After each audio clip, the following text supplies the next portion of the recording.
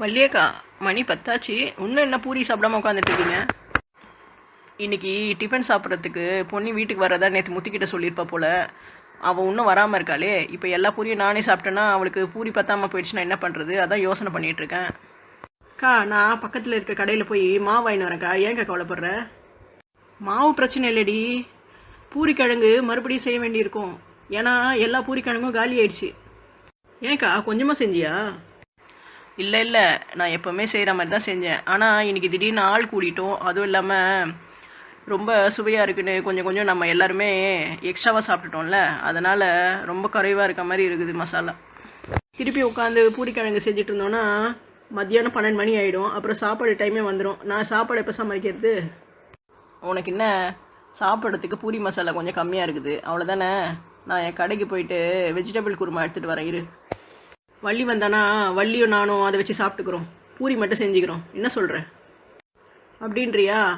சரிடி, இதுக்குன்னு நீ அவ்வளோ தூரம் நடந்து போகணுமே. இந்த 2 வீடு தள்ளி போனால் என் வீடு இருக்குது. அது உனக்கு தூரமா? என் வீட்டுக்கார் பண்ணுற வெஜிடபிள் குருமா அவ்வளோ சுவையாக இருக்கும்.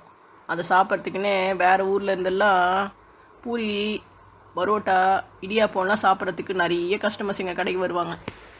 சித்தி, பூரி போதுமா இல்லைன்னா வெஜிடபிள் குருமாக்காக வெயிட் பண்ண போறீங்களா? சேச்சா, இந்த வெஜிடபிள் குருமாலாம் நான் மோந்து கூட பார்க்க மாட்டேன். எனக்கெல்லாம் சிக்கன் குருமா, மட்டன் குருமா, மீன் குருமா இதெல்லாம் சாப்பிட்டு தான் பழக்கம். காயெல்லாம் போட்டு பண்ணுறது ஒரு குருமாவா? கோமதியே சும்மா இருக்கிறா. இந்த கிறுக்கி வேற எதையாவது பேசி பேசி இவளை சண்டை வலிச்சிட்டு இருக்கா. கோமதி அக்கா, ஒரு 3 பூரி சுடுறதுக்காவது மாவு இருக்கா? ஏன்பா, உனக்கு எக்ஸ்ட்ரா மாவு வைக்கணுமா?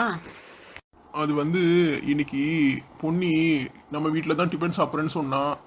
அப்புறம் அவள் வீட்டில் சாப்பிடாம இங்கேயும் சாப்பாடு இல்லாமல் தவிக்க போறா. அதுக்காக தான் சும்மா கேட்டு வச்சுக்கிட்டேன். முத்து, மேஜை மேலே 100 ரூபாய் வச்சிருக்கேன் பாரு, அதை எடுத்துகிட்டு போய் 1/2 கிலோ மைதாவும் 1/2 கிலோ கோதுமாவும் வாங்கிட்டு வந்திருப்பா.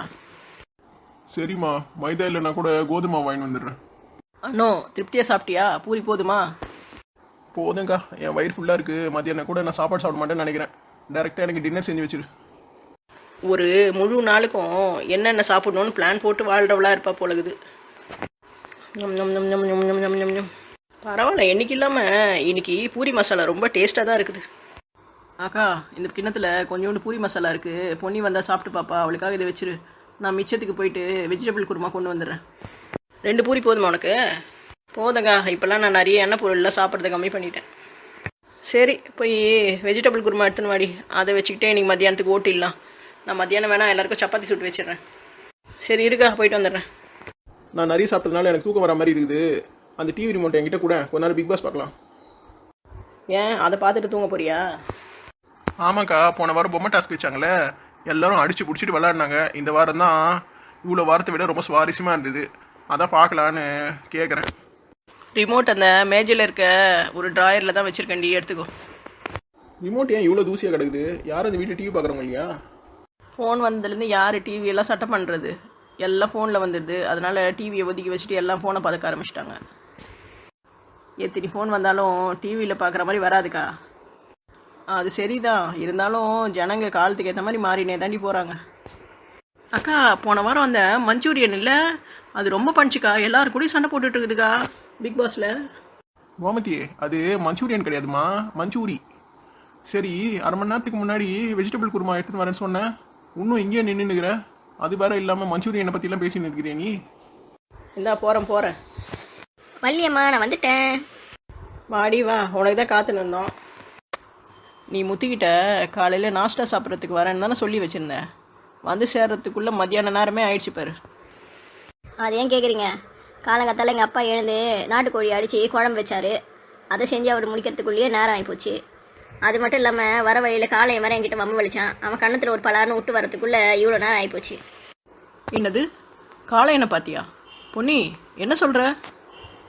ஆமாங்க்கா, வீட்லேயே நேரமானதுனால அந்த சவுக்கு தோட்டம் இருக்குல்ல, அது வழியாக வீட்டுக்கு சீக்கிரமாக வந்துடலான்னு வந்தேன். அங்கே பார்த்தா நேருக்கு நேராக அந்த காளையை வந்துட்டான். அவன் என்கிட்ட ஒரே சண்டையை வலிச்சு, சிக்கன் குழம்பு எனக்கும் கூடன்னு ஒரே சண்டையை போட்டான். அவன் கூட மல்லு கட்டி இந்த சிக்கன் குழம்பு தூக்க எடுத்துகிட்டு வரதுக்குள்ளே ஒரு வழி ஆயிடுச்சு எனக்கு. ஏய் பொன்னி, நீ சொல்கிறது சாத்தியமே இல்லடி. ஏன், உங்களுக்கு அதில் என்ன சந்தேகம்? அது 2 நாளைக்கு முன்னாடி தான் காளையன் கேரளாவுக்கு போயிருந்தான். நானும் அவன்கிட்ட அங்கேருந்து நிறைய கடைக்காக தேவைப்பட்ட மசாலா பொருள்லாம் வாங்கினு காசு கொடுத்து லிஸ்ட்டு கொடுத்து அமிச்சேன். என் கணிப்புப்படி அவன் கேரளாவில் இருக்கணுமே இந்த நேரம். அவன் எப்படி உன்னை பார்த்தான்? அக்கா ஏதாவது மறதியில் பேச போகிறீங்க? நான் வரும்போது அவன்கிட்ட பேசிட்டு தான் வந்தேன். அப்போது அது காலை இல்லைன்னா வேறு யாராக இருக்கும்? ஏய் பொன்னி, உன்னை எத்தனை தடவை அந்த சவுக்கு தோப்பு வழியாக வராதுன்னு சொல்லியிருக்கேன். நீ சொல்கிற பேச்சு எங்கேயாவது கேட்குறியா? அதுவும் இல்லாமல் இந்த மாதிரி ஒரு அசைவ உணவை எடுத்துகிட்டு அந்த பக்கம் வந்தேன்னா அங்கே இருக்கிற குட்டி சைத்தான் பேய் பிசாசெல்லாம் பின்னாடி வரும்னு எவ்வளவோ தடவை சொல்லியிருக்கேன். அப்போ கூட நீ கேட்காம அந்த வழியாக வந்தியா? இல்லை வள்ளியம்மா, இன்றைக்கி வீட்டிலேருந்து கிளம்பும் போதே ரொம்ப லேட் ஆகிடுச்சு. சரி ஷார்ட்கட்டில் வரலான்னு தான் நான் அந்த தோப்பு வழியாக வந்தேன். கோமதி சொல்கிறத பார்த்தா காலையும் ஊர்லேயே இல்லை. அப்போனா நீ அதோ ஒரு பேய் கூட தான் பேசிட்டு வந்திருக்க. அட போ வள்ளியம்மா, இந்த காலத்தில் பேய் பிசாசை பற்றி பேசிகிட்டு இருக்கேன். இவங்களுக்கு ஏதாவது மறதியாக இருக்கும். நான் வேணா கலா வந்தோன்னு அவகிட்ட அவங்க அண்ணன் எங்கே இருக்கான்னு கேட்டு பார்க்குறேன். அவள் சொல்லிடுவாள். இந்த காலத்து பசங்க கிட்ட எதை சொன்னாலும் அதுக்கு ஏதாவது ஒன்று எதிர்பேச்சு பேசுகிறாங்களே தவிர என்ன சொல்ல வராங்கன்னு கேட்குறதே கிடையாது. எனக்கு தெரிஞ்சு 100% அது ஏதாவது ஒரு குட்டிச்சைத்தானா தான் இருக்கும். குட்டிச்சைத்தான் நம்மளுக்கு தெரிஞ்சவங்க மாதிரி உருவெடுத்து வந்து நம்மளையே ஏமாத்தோன்னு சொல்லுவாங்க. தயவு செஞ்சு உங்கள் வீட்டிலேருந்து எந்த அசைவ உணவும் எங்கள் வீட்டுக்கு நீ கொண்டு வராத. எனக்கு கொண்டு வரன்ற பேரில் நீ ஏதாவது பேய் பிசாசுக்கிட்ட மாட்டிக்க போகிற. என்ன வள்ளியம்மா இப்படிலாம் பயமுறுத்துற? இங்கே பாரு பொண்ணி, நல்லா கேட்டுக்கோ. இதுக்கப்புறம் நீ எனக்காக சாப்பிட்றதுக்கு எதுவும் கொண்டு வரணும்னு அவசியம் இல்லை. ஆனால் தயவு செஞ்சு அந்த சவுக்கு தோட்டம் வழியாக மட்டும் வந்துடாது. ஆமாம் பொண்ணி, வள்ளியம்மா சொல்கிறத கேளு.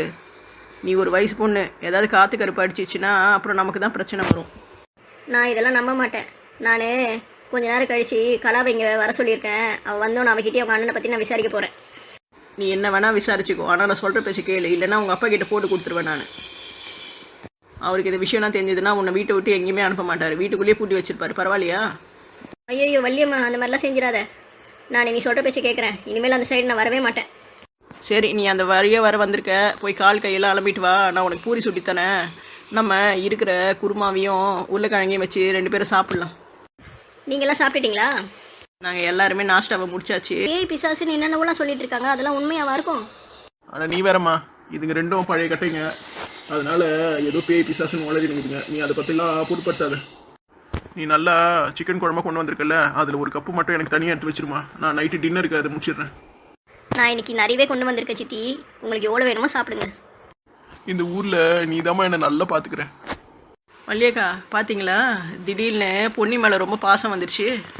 வந்த நாள்லேருந்து நீங்கள் தானே அவளை பார்த்துக்கிறீங்க. பொன்னி எப்படி புகழ்ந்து பேசுகிறா பாருங்க அவள். வீடு அது குருமானால் வந்த பாசம். குருமா காலியானோன்னு பாசம் தானாக போயிடும்.